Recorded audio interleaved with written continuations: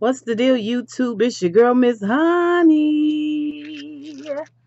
You guys know what it is. We're here today to do a review for The Walking Dead Season 7, Episode 10, New Best Friends. Before we get into this review, go ahead and hit that like button. And also, go ahead and hit that subscribe button down below. I would love to have you join my channel. I promise you won't regret it. Okay, before we get into this review, I want you guys to know that going forward, you probably will not get your Walking Dead review until Monday morning. I just find that I'm missing a lot of details reviewing The Walking Dead immediately after it first airs. I feel like I do need to go back and rewatch it and make notes because if you're a Walking Dead fan like I am, it's really easy to miss things if you're moving too fast. And as you all know, the devil is in the details. So it's really, really important to me that I do this review with as much detail and authenticity as I possibly can, just because I want us to be able to have discussions that um, are, stone cold. You know what I mean? I want to just break this thing down and talk about it and have at it. You know what I mean? This is a good show, so it's worth the effort. Just FYI. Okay, so let's get into this episode because it was a lot going on.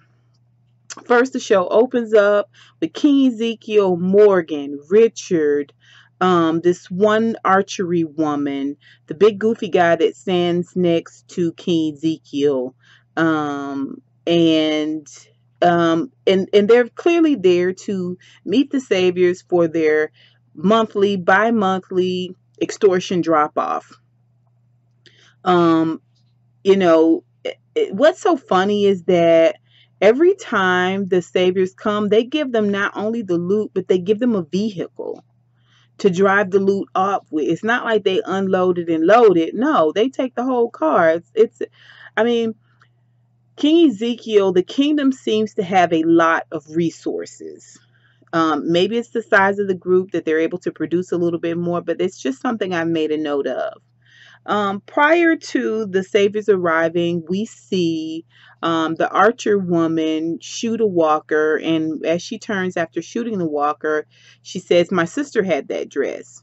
Then we see the Saviors pull up.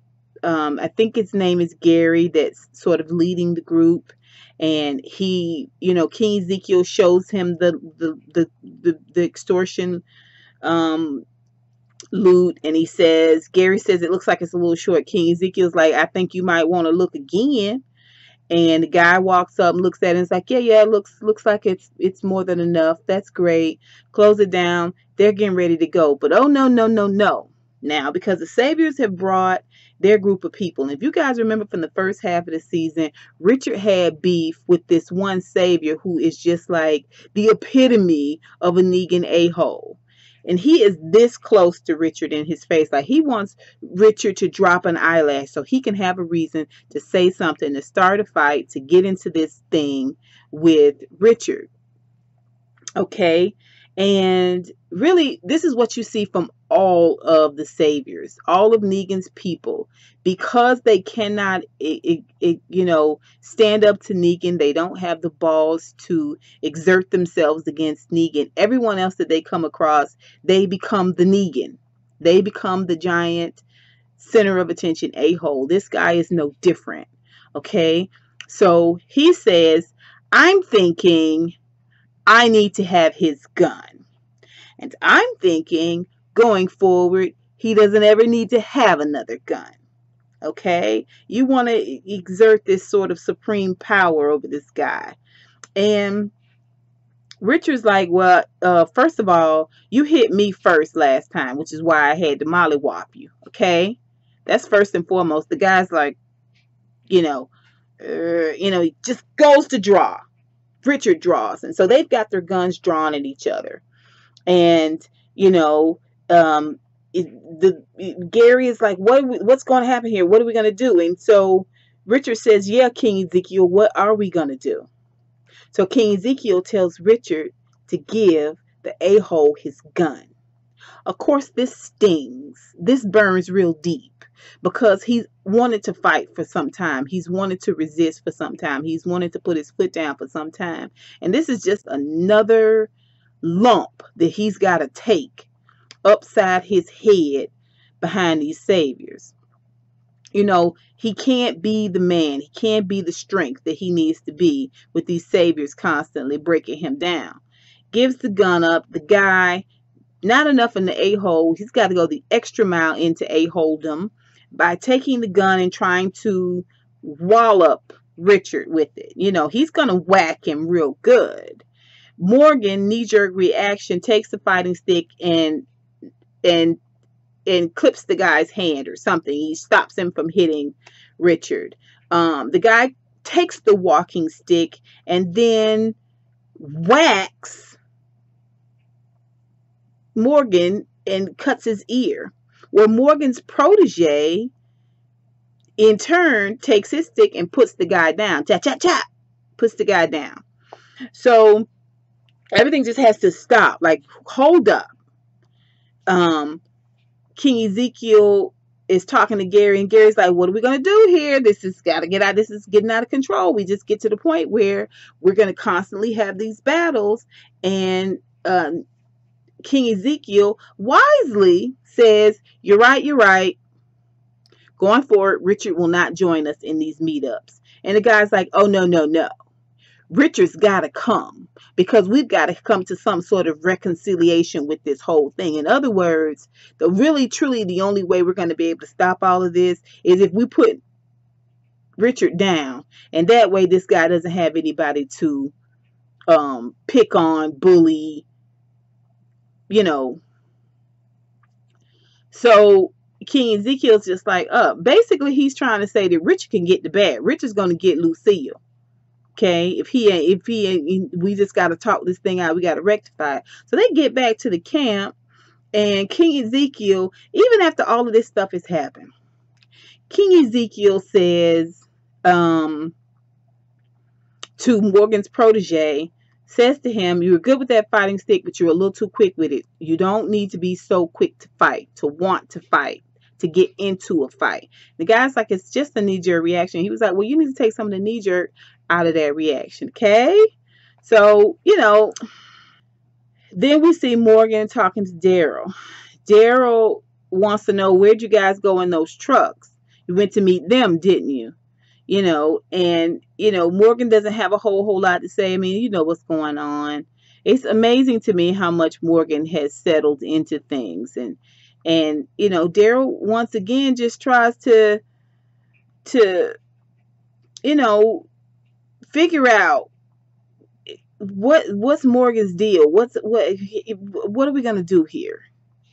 Then we see Richard now practicing with the bow and arrow, because he can no longer carry a gun, because Negan's people see that the consider him more of a threat because he has a gun. And he gives Daryl an automatic bow and arrow, which of course, you know, is Daryl's baby. It's not his, but it's a good substitute until he can get his back. And he and Richard begin to practice. Next, we see he and Richard going into the camper that Richard has hidden. And inside that camper is guns. And we see them gather guns and make Molotov cocktails. Then we see them walking down this road. This is a road that the saviors drive down quite a bit. Okay, and prior to this, Richard expresses to Daryl, when he gives him the automatic bow and arrow, we want the same things. Meaning, I want to fight too. I'm down for the fight too.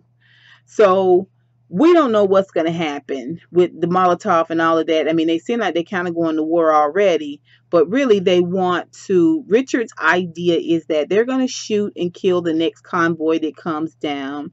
They're going to blow them up.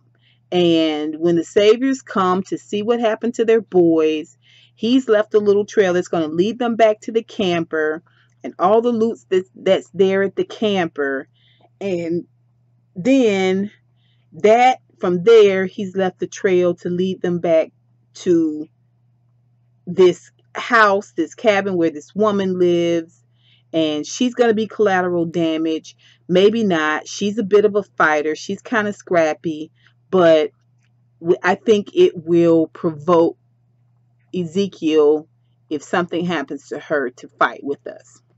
So you're going to do all this elaboration just to get Ezekiel to move. Okay? So Daryl wants to know, what is the woman's name? Richard just keeps talking. Richard says, no, she's a fighter. She's a scrapper. She might kill a few of them in the fray. She might get away. She might not. But anyway, there's going to be collateral damage no matter what in this situation. Might as well be her. No big deal. Daryl wants to know what her name is. Richard keeps going on. Daryl says, what's her name? Now, at this point, I think Daryl is, one, shocked because this is a really dumb, elaborate plan that's going to bring about war and chaos before they've had a chance to officially plan every detail out. Okay? They're jumping the gun. Two, where you at in the game where you don't mind killing somebody else innocent, of no threat to you whatsoever, in order to better your cause? Like, where you at in the mental game with this thing? And three, Ninja, that sound like Carol. And you know Daryl rides for Carol. He rides for Carol. Carol rides for Daryl. Okay? He knows intuitively when he hears this woman can fight and take care of herself, this is Carol. The guy says, Richard says, I was hoping you didn't know her, but her name is Carol. Y'all already know Daryl's not hearing that. Daryl's like, are you crazy? Have you lost your mind? Have you bumped your Mickey freaking head? No, not doing it. Find another way. The guy's like, there's no other way. It's now or never, because now cars are coming. Daryl just tackles him, gets him down on the ground, wallops him a couple of times, because even after he told him, no, we can find a different way, he sees the convoy. Richard was going to just make it happen one way or another, like he was acting out of this really foolish desperation that was just going to throw everybody's work and plans towards this revolution off and kill Carol in the boot. So he wallops him a couple of good times and holds him down as the convoy goes by, and he gets up and he tells Richard point blank, period. Richard says, we're going to have to fight and somebody's going to have to die. I mean, this is a recurring theme. We're going to have to kill, and some of us are going to have to be killed. Now or never. King Ezekiel is not going to fight. We've got to find a way to get this done. All of this stuff. Daryl doesn't give a flying foot about any of that. He says if Carol gets a hangnail, if she sneezes and has an aneurysm, okay? If she gets gangrene from the hangnail and dies, if a walker kills her, if lightning strikes her, okay, if she is bit by a bumblebee, swells up and dies, I'm going to kill you. So you best to keep her as safe as possible. That's your new goal, or I will make it my mission to kill you, okay? So really, really, really intense scene. So then, here we go, you guys. We are at the Mad Max Metal Yard. All we see, it looks like a junkyard, but we're seeing it from up top. And when you see it from up top, you can kind of see just how organized the metal is. It's not really per se a junkyard, okay? Got a little hair on my eyelash. It's not really per se a junkyard. This is a more of like of a well-constructed, camp. So again, we're seeing it from high above. So we see a car that looks like the car that Gabriel drove off in. And soon we see these giant metal doors open up, and then we see all these people file out. Now, again, we're looking from above. We're looking down, so they look like little ants filing out. The freaky thing is that they're all dressed in black and gray, that they all have this slick back, greasy hair. They all have this, no lie, dead to the world look on their face. Like no smile, no arching of the eyebrows, no smiles, no bright of eyes, no, smizing, none of that. These they're not talking. They have no words. No one's coughing. No one's sneezing or sniffling. They're very robotic. We see them file out, and then as they pour out. We see in the midst of them is Team Rick. Michonne, Rosita, Tara, Rick, all there. So up walks this woman. Now they've gathered around Team Rick now. So in what looks like from above to be 3 rings. So Rick and those are in the center. Then there's a ring of the Mad Max Metal Yard people, and then another ring of them. Up walks their leader, a woman, straight bob. She's a very tall, slim woman. She's dressed in the same sort of Kanye season 4 post-apocalyptic drab black and gray, clothing. She says, "Are you guys a collective, or is there a leader? Is there one who leads you?" So the woman pushes Rick forward. Rick is like, "Hi, I'm Rick." And, she goes immediately into this conversation. Now, the thing about it is, much like King Ezekiel, where they talk sort of in these fairy tale-esque tones and, charmed, I'm sure. How do, my darling? These people are kind of like it's hard to believe that they were once a part of the regular world before the virus took place. It's hard to believe that, because it's kind of like Rick and those have stumbled upon these wild indigenous people who don't speak English really. They speak a very broken, choppy type of English. Okay? And so it's almost like they weren't once a part of the regular world where they held full conversations with sentences and punctuations and inflections of tone. So this woman wants to know right off the rip, what do you have? What do you have? What can you give us? What can you do? He says, before we talk about anything, I need to see the man you took. I need to see the person that you took. So they bring out Gabriel. Rick turns back to the woman and is like, "Listen, what's the deal?" And she wants to know, what do you have? The boat things you took got taken, so we took them and we took him.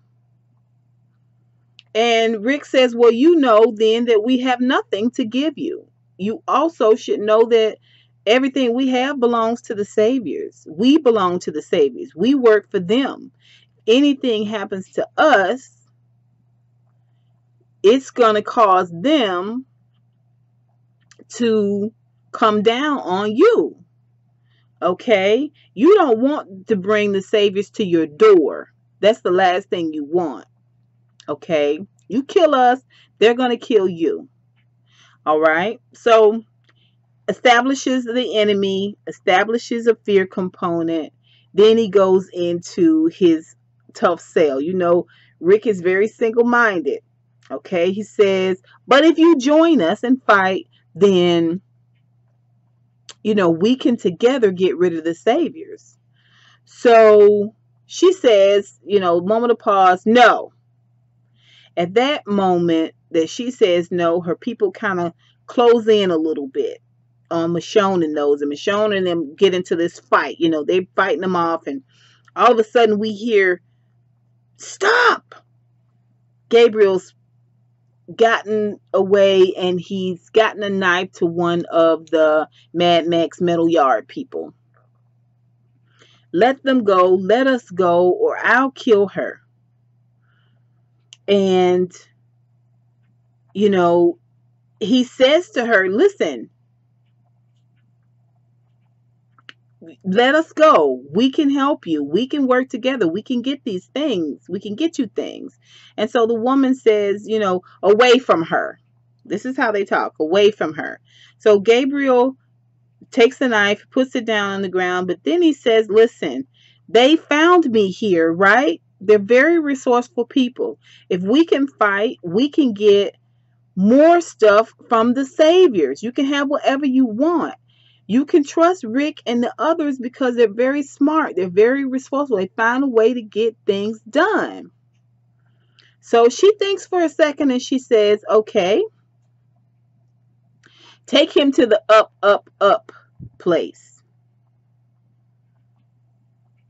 The up place. So they go take Rick and herself. They go up really, really high above the yard and they're looking down. Okay. So she tells him that they have been there since the change happened, and they have survived. Things are getting worse because they're opening canned goods and it's rotten in the canned goods. They have need of things that they don't have, and things are changing. And she says, I'm thinking we should change too. But first, I need to know if you're worth it. And she pushes Rick. So when she pushes him, he falls to just below them and lands in a place that has, garbage and debris, but it's not enough of a fall to hurt him. Michonne runs over and she's looking through this long pipe and she sees Rick outside this long pipe and he says, I'm okay. He's in this pit. He doesn't know what's going to happen. Michonne and those are not sure. They're looking at him through the cracks in the metal wall there. And Rick all of a sudden sees this walker, metal helmet, knives and stuff sticking out of the helmet, knives and stuff sticking out of the chest. And so much like Michonne, they have created a weapon of a walker. Remember, Michonne created a weapon, a sort of protection of walkers. When we first met her, she was using the walkers to carry her backpacks and her gear and sort of protect her as well by making her appear to be a walker along with them. So she would walk amongst them with her pet walkers. So, they're using the walker in the same kind of fashion, except he's sort of this inside the Thunderdome juggernaut / gladiator type adversary. You know what I'm saying? He's a walker that you can't get close to and kill because he's got all these knives and they're pretty long, protruding out. So your body can't get, that close to him. Rick and those are good for taking something, wham. Can't do that. So Rick gets cut, his leg gets cut, and finally Michonne, assessing the situation, says, hey, use the wall. He uses the wall to pull some of the bags of garbage and debris down onto the walker and gets the walker sort of turtle-like disabled, and then gets something and is able to get up on the walker and kill him. So he's got this hurt hand, he's got this hurt leg, but Rick's energy is still up. Like he feels, the fact that he has these people, he sees all that they have. He constantly sees the potential, and that joy that he feels with regards to what could possibly be if he got these people to join them, it supersedes any sense of fear or doubt or worry. He's on cloud 9 right now. Okay. This is a major, major find, this group of people. So he thinks. So up comes the leader of the Mad Max Metal Yard people. And she says, okay, we'll join you, but we want guns. This is what they want for their fighting. And Rick says, okay, that's fine, but you only get a third of the guns before you have to help us fight. And I want the stuff you guys took from us back because we need that to get the guns. And she says, no, we want half and we want to keep what we got. Rick says, no, you get a third, okay? And we get to keep our weapons and we keep our canned goods. And she says, we get our food back. And she says half, and he says a third. That's it. She says, I tell you what, third is fine. You get all your stuff back except the things that are in jars. Because again, like I said, it's very clear that there's no fresh vegetables, no vitamins, no minerals. These people need something. Like they are little less than human. They're very robotic. Anyway, so they agree on the third and the canned goods and the glass jars and all that stuff. Great negotiation. Rick says to them, he says, um, you know, about the boat situation. She said, we waited a long time for someone to come along and get the stuff off the boat. He says, you waited for somebody to come and get the stuff off the boat? She said, a long time. We waited a long time. So they had someone posted there to watch the boat to see if someone would come and get the stuff off the boat so that they can then in turn rob the people who got the stuff off the boat. He says, why wouldn't you just get it yourself? And she says, listen, we take, we don't interact. We don't interact with other people, we just take. And that is apparent by the way they talk and their mannerisms and all that stuff, that they are not interacting with other people at all. So, or outside their group. So he says, the thing in the pit, the walker in the pit, is that how you guys expect everyone to prove themselves? And she said, oh, Winslow? No. So they named the guy in the pit Winslow. Now, I got a feeling Winslow was always Winslow, and somehow, yeah. Okay, so Rick says, next question, what were you guys going to do with Gabriel? She doesn't answer. She just walks off. He asks her name, and she says, Jadis. Okay, now, so real quick, shout out to Jordan that I met on Friday.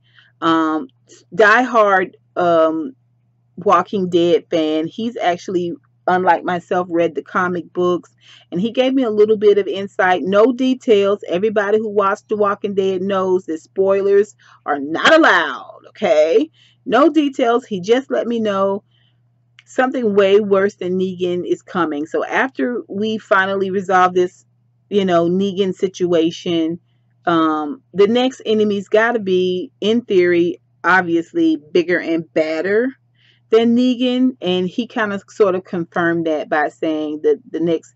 So I think somehow, although Jadis seems like she's helping, ultimately what they got going on there, like that whole vibe that they got going on right there, robotic vibe, non-empathetic, non-human like sympathetic vibe, I think it's going to come back to bite Rick and Nose in the butt. But for now, Rick is happy. Okay, Jadis walks on off. So we see Carol next. Ezekiel, a couple of his people are walking, supposedly doing scouting, and they come up on Carol's cabin. She comes right out to meet them without them even coming up on the porch or knocking on the door, because one of them tripped her wire. So he's like, oh, I was hoping we could sneak up on you. But she's like, no, Carol, don't play that. And he says, oh, but anyway, we have a cobbler for you. So she takes the cobbler kindly, like who turns down cobbler, and brings it on inside. She's sitting there reading a book in her window seat. I mean, cozy as hell. Like, really, Carol, do you think you're going to be able to pull this off? I don't think so, my dear. But okay. So Carol hears a knock at the door, opens the door, it's Daryl. There's this moment of emotion where she sees Daryl. She has a moment of caring, of giving a damn about somebody, after having starved herself out from these emotions for this long period of time. Hugs Daryl, tears up. It's a super, super emotional thing. We go back to Rick Now they've gotten their weapons, they've gotten all the stuff back, they're loading up this car that Gabriel took, and we see Gabriel talking to Rick. He tells Rick, hey, when you gave me the head nod, I knew then that you knew that I didn't just leave with the stuff and abscond. And Rick says, well, I know you wouldn't do that. He says, that meant a lot to me. He told the story about being on watch and then coming up on him and then forcing him to take all the stuff back and taking everything and loading it up. He tells him that all he could think about to do was to leave a really quick note to let him know he was glad that Rick worked that whole situation out, and tracked him down, brought him, where found out where Gabriel was. And he says, when we surrounded you, why did you laugh? And Rick says, I realized that an enemy can in fact be a friend. And this is the pin that we want to put in it, because we know that there was something ominous about the conversation that Rick had with Jadis when he was talking about Winslow and the boat and all of that. We realize that this is going to be something a little bit more. We're going to see a little bit later on. So we see Tara and Rosita standing there, and she's like, let's load up and we're going to go on back. Rosita wants to go from the Mad Max metal yard to immediately looking for guns. And Tara says, no, we got people back home that's looking for food. They're hungry. They need the food. We need to take it back. We need to get Rick mended up, get him ready. Then we'll strategize and go out.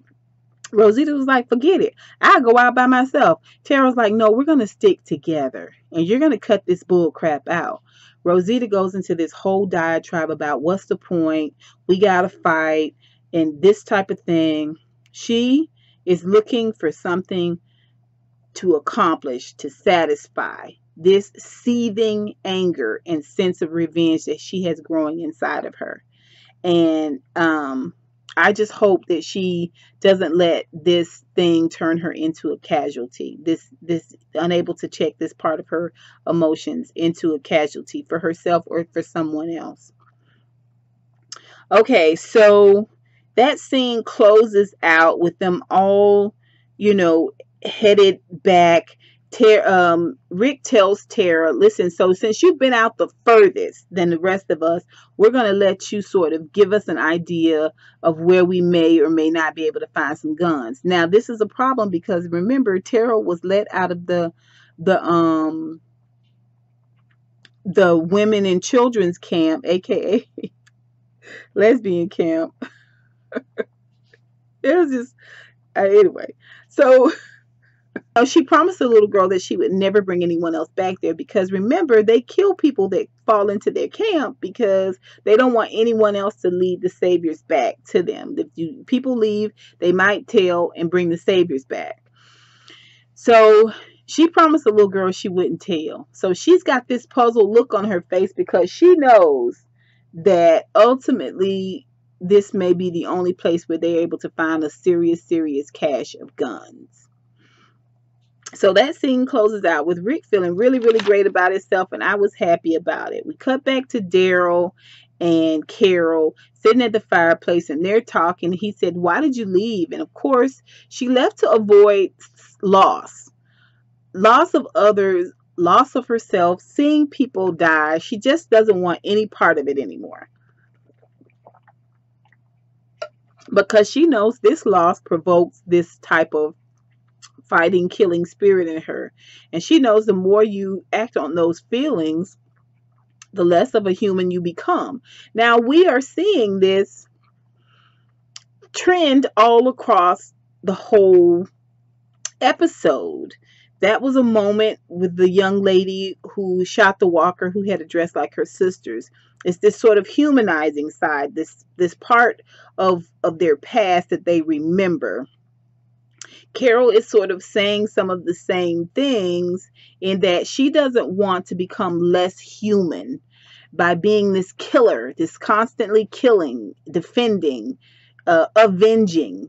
She doesn't want to have that experience, because with every kill, you become a little less human. With every loss, you become a little less human. And we do definitely see a lack of human emotion, or a lack of that human component in the Mad Max Metal Yard people as well, don't you? You guys, I tell me you saw this. So she says to him, did the saviors come? And he says yes. And she says, did anyone get hurt? And there's this breaking, this trigger, that loss evokes in her, where she gets into this really emotional place. She says, I mean, is everyone okay? And he instinctually realizes she's real fragile. She's very, very fragile. Emotionally, she's very fragile. And he tells her, the saviors came, we killed them, and everyone is safe. She needs to hear this at this moment. And he instinctually knows. So they have dinner, they say their goodbyes, and Daryl realizes this is the best place for Carol right now. This is where she needs to be. Now, at some point, she's going to have to come into the fold, of course. But it's yet to be seen how that's going to happen. So then we see Daryl, cozying up with Sheba. Morgan comes in and says, King Ezekiel, Sheba likes you. King Ezekiel sees that he will be very, very impressed. And so he says to him, we need King Ezekiel. Daryl says to Morgan, we need King Ezekiel to fight. And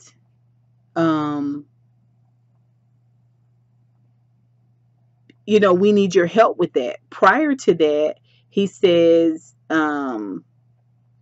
he's just talking a little bit about having saw Carol. When Morgan tells him he doesn't know about if he wants to convince King Ezekiel to help with the fight. He's not really sure that that's the best cause of action. Daryl's like, look, sooner or later, it's inevitable.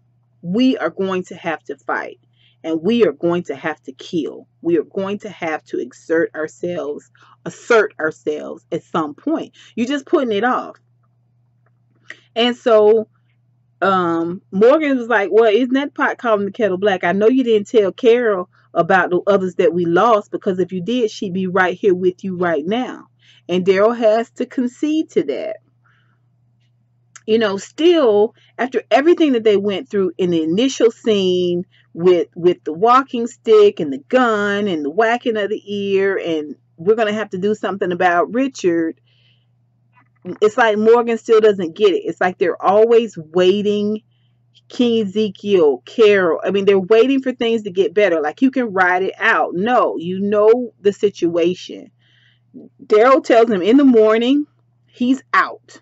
He's going back to the hilltop to strategize and figure out what their next move should be. So, the next morning we see Daryl leaving out and out of the gates of the kingdom. We see Morgan there. We see Richard up high, like in a tower kind of. And Morgan looks down. Morgan's got to come to grips with the fact that he's going to have to become a lean, mean fight machine. And Daryl's, on this mission. Okay. So at this moment, the episode ends. I enjoyed the episode. I think that there was a lot going on there. All of these scenes and moments are driving people to do what they're going to do in the next episode, in the fight, in the revolution, the Negan revolution. So those who are scared, those who are afraid, those who are jaded, those who don't want loss, who don't mind killing, all of this is going to culminate into something much, much larger. And I think when we break it down in this manner, when we talk about it, even from a fighting standpoint, but also from an emotional standpoint, we kind of know what's going to happen. Like, you can kind of see who's going to get with the program a little bit. Great episode, you guys. Tell me what you think. What do you think about the cold Carol perspective and Daryl not telling Carol? What do you think about the Mad Max Metal Yard people? You guys, what's up with them? Little wackadoo, right? Those some stone cold freaks, right? Is it just me or no? What do you think about the Morgan perspective? What the heck is going on with Morgan? When we gonna get up and get at it, Morgan? What do you think is gonna happen with Richard and King Ezekiel in this next drop? What is the deal? I'd like to know what you guys think. Remember to hit the like button down below. Remember to subscribe to my channel. I would love to have you guys. And until next time, honeybees, next Sunday, I'll holla.